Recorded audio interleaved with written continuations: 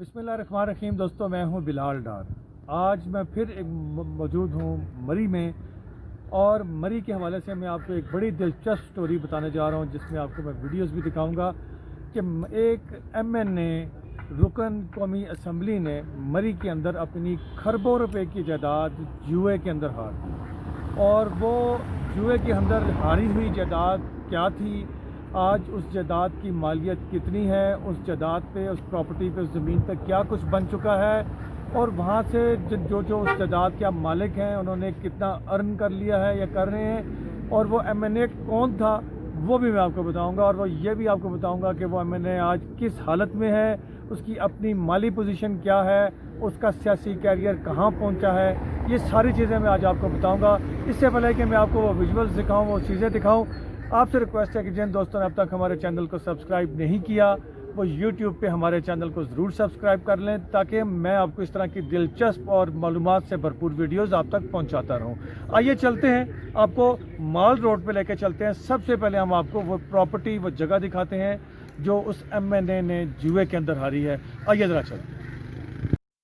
GPO चौक माल road पर दाएं जानिब हबीब बैंक से शुरू होने वाली ये जायदाद, जहां इस वक्त सैकड़ों दुकानें, फ्लैट्स, दर्जनों होटल्स, रेस्टोरेंट बन चुके हैं, इस बदकिस्मत रुकन कौमी असम्बली की मलकियत थी। न सिर्फ ये दुकानें, होटल्स, रेस्टोरेंट, बल्कि इसके पीछे कई 100 एकड़ अराजी पर मुश्तमिल पूरा पहाड़ इसकी मलकियत थी। वीडियो का दौरानिया बढ़ जाने के पेश नज़र हम आपको ये पूरा पहाड़ और इस पर तामीर होने वाली इमलाक दिखाने से कासिर हैं। ताहम जितनी दुकानें, फ्लैट्स, रेस्टोरेंट, होटल्स आप देख रहे हैं, ये सब इस MNA की ज़मीन थी। लेकिन कहते हैं कि जुआ कभी किसी का ना हुआ। मुकामी अफराद और सहाफ़ियों का कहना है कि इस MNA को मुबैना तौर पर जुए की लत लग गई थी, जिसका नतीजा वो जुए में मुबैना तौर पर अपना सब कुछ हार बैठा। बाज़ अफराद का ये भी कहना है कि चंद शातिर लोगों ने सस्ती गाड़ियाँ देकर भी इससे नहायत कीमती ज़मीन अपने नाम करा ली।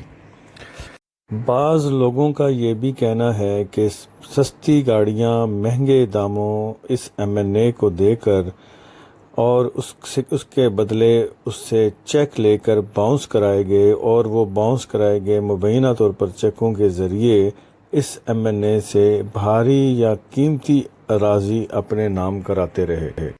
जबकि मुबैना तौर पर ये MNA मुसलसल जुए की लत में पड़ा रहा, और देखते ही देखते चंद ही बरसों में ये बदकिस्मत MNA मरी में अपना सब कुछ गंवा बैठा।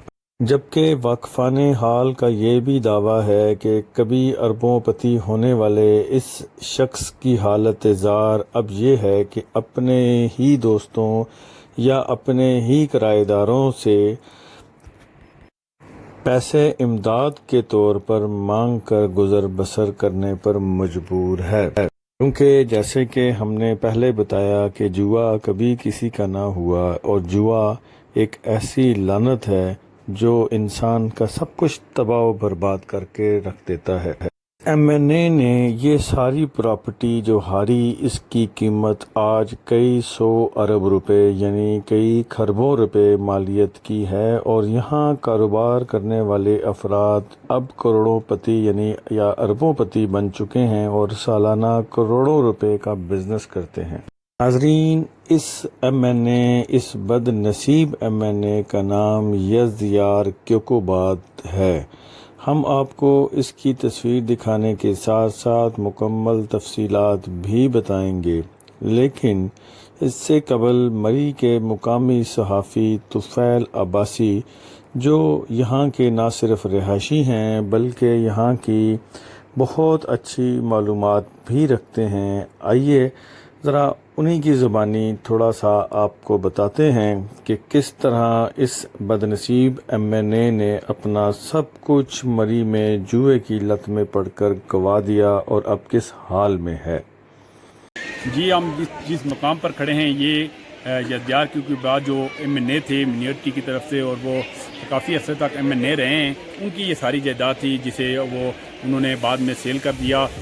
کچھ ان کی جو ہے وہ جوا اور دیگر جو ان کے معاملات تھے اس کی وجہ سے یہ ساری ان کو پراپرٹی سیل کرنی پڑی. اور یہ پراپرٹی جو ہے اس وقت جو ہے اربوں روپے میں ہے، کئی سو ارب روپے میں ہوگی، کیونکہ یہ پورا پہاڑ تھا جو حبیب بینک سے شروع ہوتا تھا، اور یہ سارے اس علاقے کو مال روڈ کو لے کے یہ سینی بینک تک جاتا تھا. اور ان کے بھائی بھی تھے، وہ بھائی اب بھی جو انہوں نے رجسٹری کروائی ہیں وہ ان کو کورٹ میں چیلنج کر رکھا ہے ہائی کورٹ لاہور میں، کہ انہوں نے رجسٹریاں جو ہے وہ ہماری مرضی کے بغیر اور ہماری منشا کے بغیر وہ کروا دی ہیں. اور یہ اکثر لوگوں نے جو ان سے جائیدادیں لی ہیں وہ گاڑیوں کے تبادلے میں گاڑی دی، اور اس میں وہ ان کو سے چیک لیا، اور پھر وہ چیک وہ باؤنس ہو گیا، اور پھر وہ انہوں نے اس کے عوض وہ ان کی سے زمین لکھوا لی. کسی نے 5 مرلے لکھوائی، کسی نے 2 مرلے، کسی نے 1 مرلہ، اور اسی طرح یہ سلسلہ کافی عرصے چلتا رہا. اب جو ان کی جو مالی پوزیشن ہے، جو ہمارے ایک دوست ہیں وہ ان کے سے رابطے میں کہ ان کے پاس ہے جو لاہور سے کراچی ٹریول کرنے کے لیے بھی خرچہ نہیں ہے کہ وہ وہاں سے